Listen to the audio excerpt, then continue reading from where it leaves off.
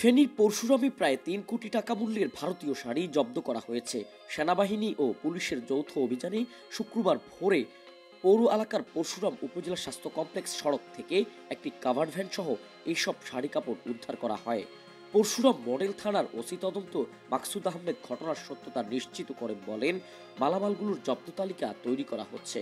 সেনাবাহিনী সূত্রে জানা যায়, গোপন সংবাদের ভিত্তিতে পরশুরাম উপজেলার দায়িত্বপ্রাপ্ত কর্মকর্তা ক্যাপ্টেন কামরুজ্জামানের নেতৃত্বে সেনাবাহিনীর সদস্যরা পরশুরাম উপজেলা স্বাস্থ্য কমপ্লেক্স সড়কে অভিযান চালিয়ে শাড়ি কাপড়, থ্রি পিস ও ওড়নাভর্তি একটি মিনি কাভার্ড ভ্যান আটক করে পরশুরাম মডেল থানায় নিয়ে আসে। অভিযানে পুলিশের পক্ষ থেকে নেতৃত্ব দেন পরশুরাম মডেল থানার উপপরিদর্শক মুন্না দে।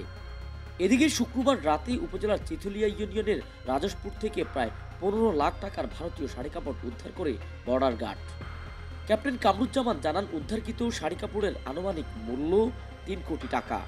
আটককৃত মালামাল পরশুরাম থানা পুলিশের হেফাজতে দেওয়া হয়েছে। পরশুরাম থেকে মোহাম্মদ ইব্রাহিমের পাঠানো তথ্যচিত্রে তানভীর চৌধুরী, নিউজ ডেস্ক, অনুসন্ধান 24, ফেনী।